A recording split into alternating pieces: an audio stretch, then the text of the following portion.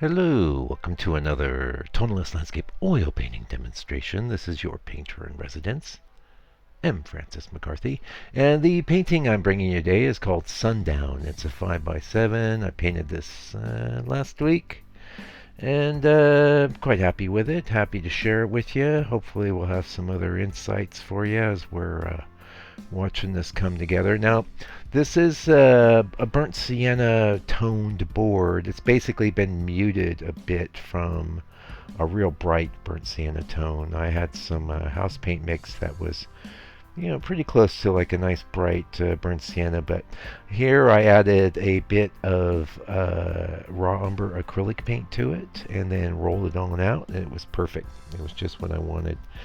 Sometimes I want that brighter burnt sienna thing ringing through. Here I wanted a little bit more of I wanted it a little bit tamped down. Yeah.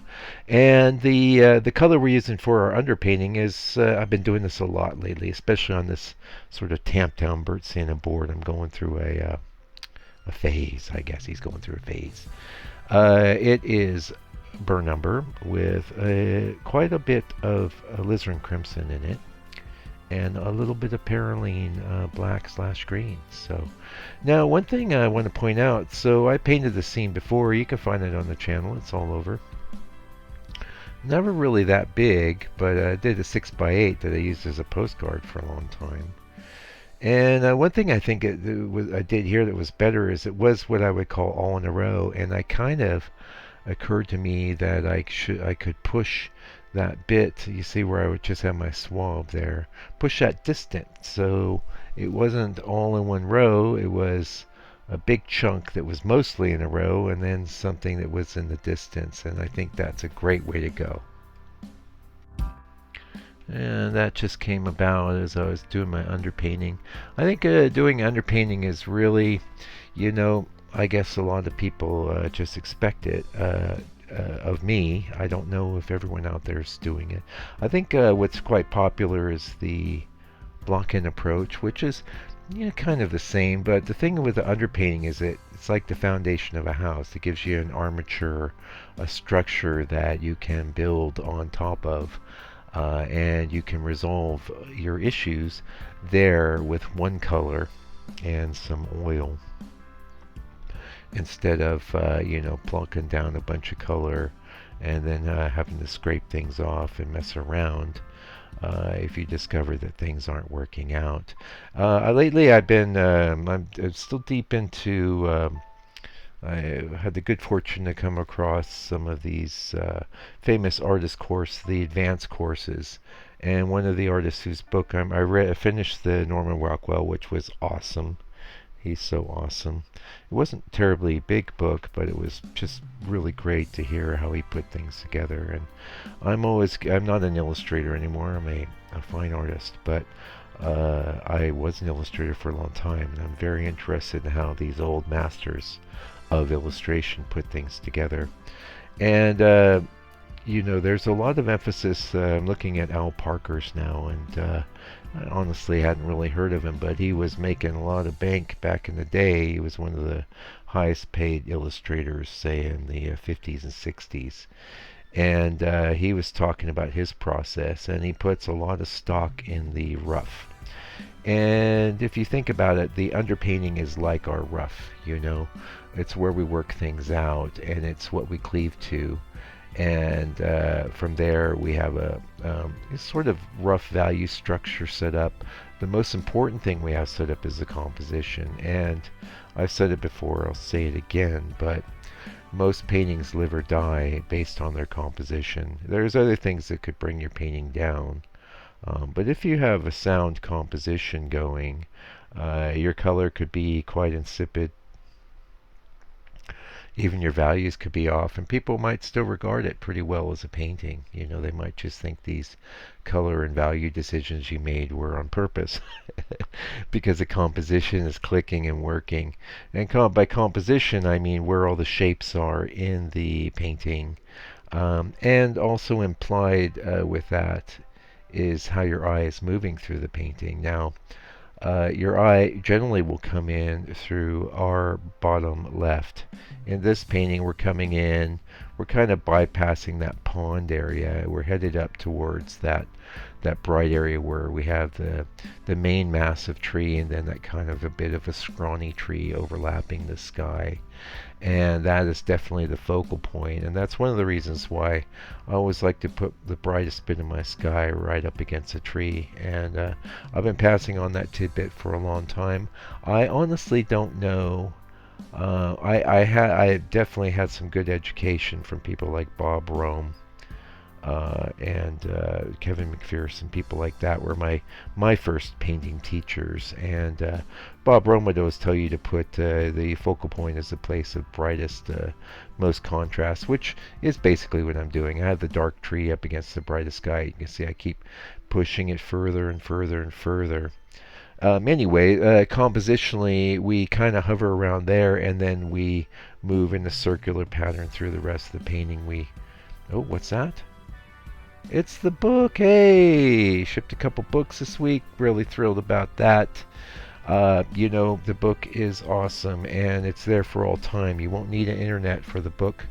But assuming the internet does survive, what would be great in addition to the book would be the video courses, which I have done.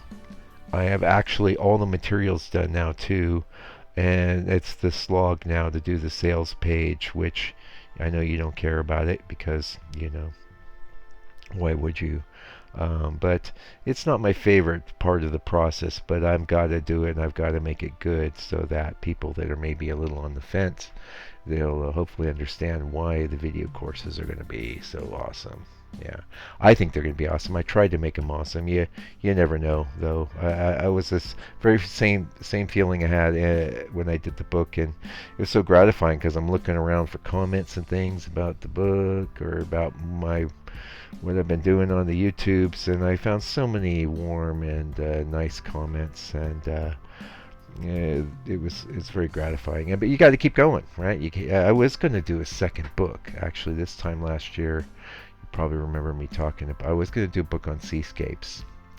I may still do one day at one point, but I just got a little sour on the seascapes out here because it's a constant battle of everyone wanting to know where it is, and I just don't care. Where's this? Who cares? It's a beautiful sunset. It's sundown. 5x7. Anyway, enough of that. Stay tuned. I'm going to be making my announcements of pricing and stuff. I have it all set, but I don't get into all that right now. We're just going to keep on rocking and rolling here. So I think one of the things that makes this painting really successful, and it's been successful in all of its iterations, is the sunset sky with the blue in it. It's dramatic and it's neat. And it worked even when the composition was all in a row. And what do I mean, by the way, about all in a row? So let's say you're looking across a field, you just see a row of trees. There's nothing in the foreground, there's nothing in the middle ground, it's just field and trees. And a lot of times I might take that picture anyway if I thought the shapes of the trees were interesting. That's what I did here. And I turned it into paintings. I manufactured the pond. I keep manufacturing new bits every time I do this. And maybe that's a good thing to talk about too. You've got to use that reference as a springboard to propel you into your painting, not as a crutch that you keep leaning on because you're not sure of what sort of artistic statement you want to make.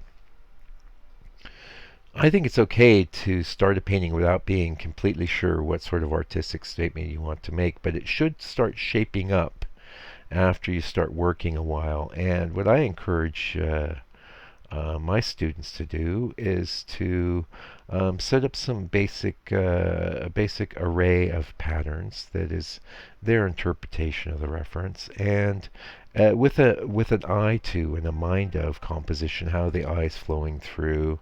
Is there a balance between all the different shapes, and is there a good feeling between the foreground, middle ground, and distance, things like that. And if there is, then you can bring in representational elements to make your patterns increasingly more realistic. But the real deal is that you should never lose sight of the pattern array that you've came up with. That is where I think all the art is. And now it might be very similar to the reference, or you may have deviated from the reference intensively. I am well known for, although unlike some other channels, I haven't actually put my videos where I'm prepping my reference out there on my channel proper. There's a ton of those in the members area though, and if you're not involved with the members area, it's only $6 to find out what it's about, and you can cancel anytime. So maybe you want to check that out. The prep of the reference I think is key, and one of the reasons though I don't put it on my channel proper, I just feel like it's not good with all the paintings. I'm a bit of a purist, I guess. I made an exception a few months back where I put up a video about oil paint cleanup, and that's because I'm so passionate about, and so many times I've had people come into my studio, my publicly accessible studio I might add. Oh, I want to do art. I do art. Yeah, but oil paint. Oh, it's so the cleanup. Oh, da da da da da. Yeah, it's not a big deal. And so I did a video about that. That broke out of my pattern of pretty much just putting up paintings. There's a lot of other things on my channel too.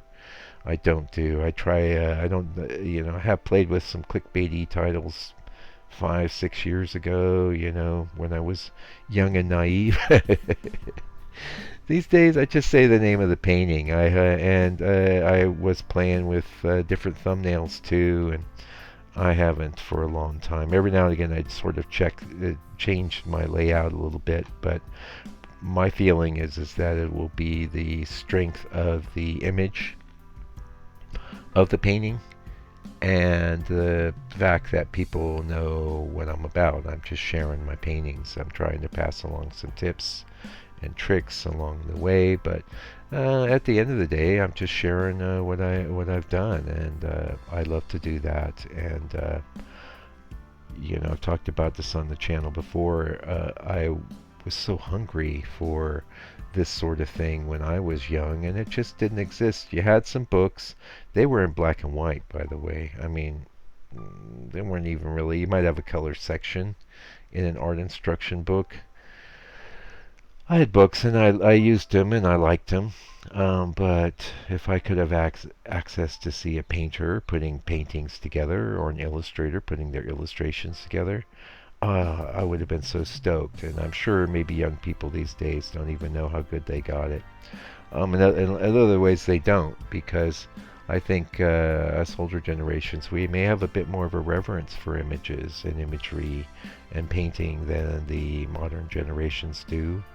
Because the modern generations are swimming in a sea of images, where when I was younger, you would have magazines that were mostly black and white with a few color images. Color reproduction was quite expensive, and you could make a limited edition print. It could be an offset print, but the offset process was so expensive that in and of itself made it valuable. And we're at the near late end of this Burbly video. So it's one of the reasons I don't get too involved with doing prints. I just don't feel like they have... I mean, you could say, yes, this is signed and numbered. I'm only going to do X, Y, or Z of it. And, okay, that's fine. But how many paintings do you have? How many prints could you make, It was a different time, and don't get me wrong, I'm totally missing a trick there.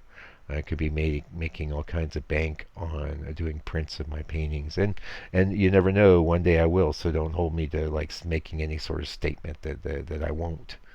But I'm not that enthused about it. I'd rather make a painting like this, a 5x7. I'm going to sell this quite affordably, and I really enjoyed painting it, and I think it's beautiful, and I believe that whoever has it, that their family will treasure it, and when the person that bought it passes on, it'll go to someone else in the family who will treasure it. This image will have meaning and significance in that family, and that to me is valuable. It's one way of kicking against the modern pricks. Anyway, that's it for today's video. Thank you so much for joining me. I really appreciate you. If you enjoyed the video, please leave me a comment. Likes and all that are fine. I don't really care much about likes. I mean, go ahead, click it, but what I really like is comments, and I appreciate you for especially getting all the way to the end of the video. Take good care, stay out of trouble, God bless you and your family, and we'll be back real soon with another video.